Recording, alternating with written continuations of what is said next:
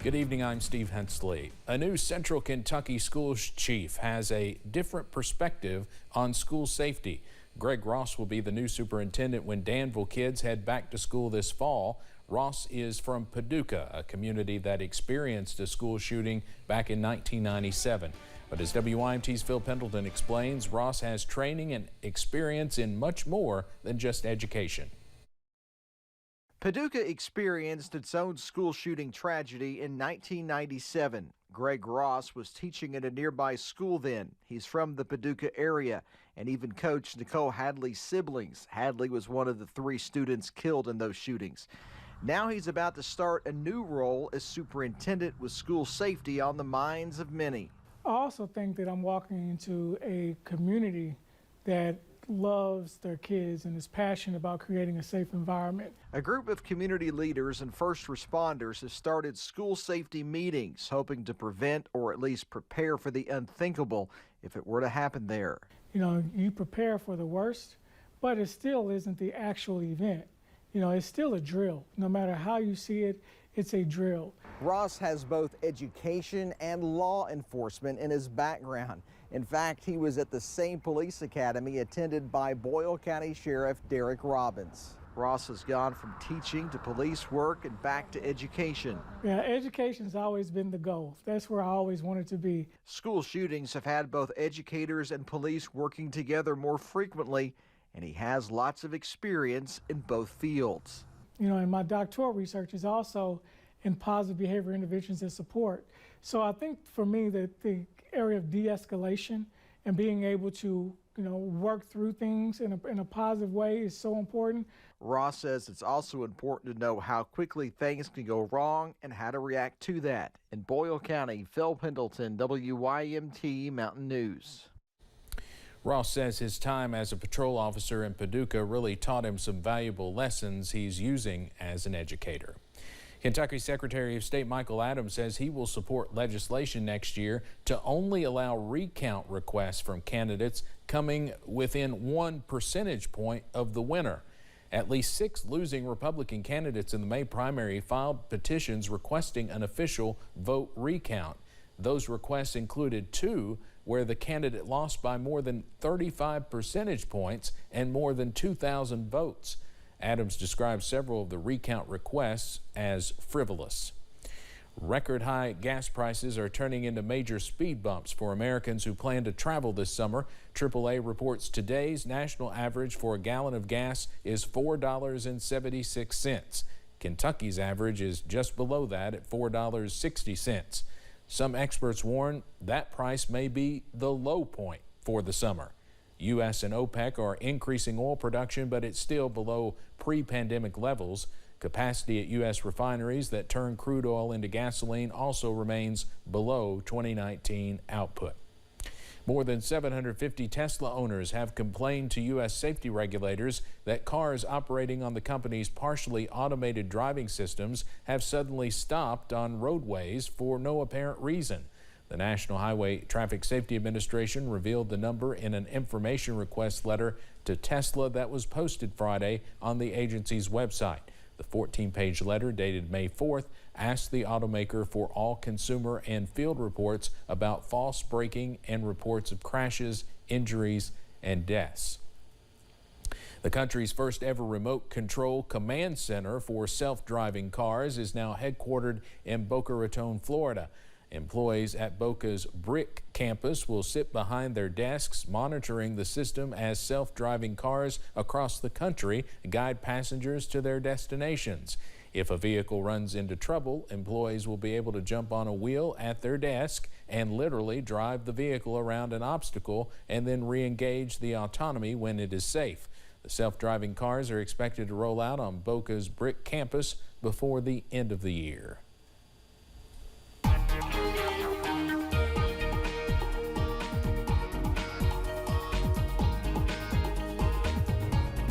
And a gorgeous afternoon continues here at The Poke Salad Festival, day 2 in downtown Harlan. It's been gorgeous around the mountains throughout the day today, and we'll continue to see that as we head into the weekend. Outside right now from our camera at Buffalo Mountain in southern Perry County, sitting in the middle and upper 70s right now outside, looking absolutely fantastic. It's been a gorgeous day throughout the day. Mountain Parkway at Slade, even fewer clouds as you head out into that direction, looking absolutely fantastic yet again as well. Temperatures remain middle and upper 70s for most, and some of us in the low 80s as we head into the evening. Dew points, the best direct measurement of moisture at the surface, sitting in the middle and upper 50s, so it is rather comfortable outside. It may be warm in the sun, but we're not dealing with the humidity. Just a little bit of ground clutter on pinpoint Doppler, so if you're headed out this evening, maybe day 2, night 2, the Poke Salad Festival here in Harlan, middle and upper 70s. As we head through the evening, cooling off into the 60s after dark, and some of us are going to wake up in the 50s on our Saturday morning. The very latest on whether this beautiful weather continues into the weekend, coming up in just a few minutes. Steve? All right, thank you, Evan. On this Gun Violence Awareness Day, we hear from a father who knows as well as anyone the agony from mass shootings. His son died in the attack at Sandy Hook Elementary School. CBS's Elise Preston has his story and his call to action. You know, it's just everything's really raw right now. For Mark Barden, there's no escape from the horrors of gun violence. He describes the school shooting in Uvalde, Texas as horrifically, starkly similar to what happened at Sandy Hook Elementary School. His 7-year-old son, Daniel, died there. I just miss my little boy. I just miss him. He was a light of sweetness and compassion. The father has channeled his pain into action, co-founding Sandy Hook Promise, which aims to protect children from violence. The nonprofit has trained 15 million school children across the country to recognize warning signs of someone who is isolated and in distress and get them help. What do you think compassionate Daniel would say about the work that you're doing? Oh, I know he would be proud. And it's heartbreaking that his life was ended in the way it was. But Daniel would be proud of what we're doing because it's very much about how he lived his life. Barden says the group's efforts have prevented 9 school shootings. I'm asking folks to take this rage and this hurt that you're feeling right now in the wake of what happened in Uvalde and other mass shootings, and don't let that fade with the news cycle. In the 10 years since Sandy Hook, 77 students have been killed in mass shootings, adding urgency to Barden's mission. Sadness and despair can quickly morph to rage, and then that can quickly morph to hope, understanding that I have something that can prevent this. On the heels of tragedy in Buffalo, Uvalde, Tulsa, and more, communities across the nation are hearing Barden's call to action, using this Gun Violence Awareness Day to raise their voices and demand change. Elise Preston, CBS News, Newtown, Connecticut. Gun Violence Awareness Day began in Chicago in 2015 in honor of a teenage girl killed by a stray bullet. The tribute includes wearing orange, her favorite color. Some Washington, D.C. area high school students walked out today to protest gun violence. The protesting students gathered outside Richard Montgomery High School in Rockville, Maryland, some holding signs and giving speeches. The U.S. has been rocked by a series of mass shootings, as we all know, in recent days and weeks.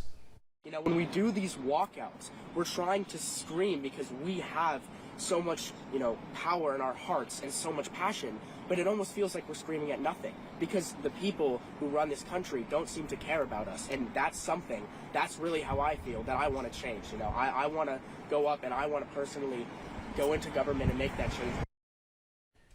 Yesterday, President Joe Biden implored Congress to take action against gun violence after the recent mass shootings that he said had turned schools, supermarkets, and other everyday places into, quote, killing fields. New details are emerging about the motive for this week's massacre in Tulsa, Oklahoma. Tulsa Police Chief Wendell Franklin says a letter found on the gunman who killed 4 people at a medical building Wednesday and then himself made it clear he targeted his own surgeon, Dr. Preston Phillips.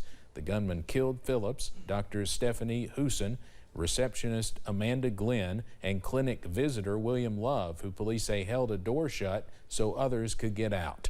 Police say the shooter legally purchased both weapons used in the shooting, a little more than an hour before the massacre. Officials with the Story County Sheriff's Office in Iowa say 3 people are dead after a shooting outside of Cornerstone Church on the eastern edge of Ames last night. The shooting happened during Salt Company, a college ministry program at the church. It was the first summer night of the program at Cornerstone. Sheriff Paul Fitzgerald identified the 2 women killed in the shooting as 22-year-old Eden Mariah Montaigne and 21-year-old Vivian Renee Flores. Fitzgerald identified the shooter as 33-year-old Jonathan Lee Whitlatch. He said Whitlatch fired several rounds from a 9mm handgun, striking Montaigne and Flores. Then he turned the gun on himself. Authorities in Texas say a prison escapee was shot to death by law enforcement overnight after he killed a family of 5 in their cabin. Police believe the family had no connection to Gonzalo Lopez. The home was in the perimeter where authorities have been searching for Lopez since he escaped on May 12th. Officials say the cabin had been cleared multiple times, but at some point Lopez broke in after hiding in the woods. Officials say Lopez stole the family's Chevy Silverado and was driving the truck last night when he was spotted south of San Antonio. For a short chase and a crash, Gonzalo Lopez exited the Chevy Silverado with a firearm and engaged law enforcement officers who engaged back and ultimately killed Lopez. Lopez had escaped from a prison bus after freeing himself from his restraints and attacking the driver. Police say the 46-year-old was a former member of the Mexican Mafia prison gang. In 2006, he was convicted of murder and had been sentenced to life in prison. Coming up on Mountain News at 5:30, it may be the last place you think to look, but your insurance company could help you cut costs. How asking for a re-rate could be a smart money move.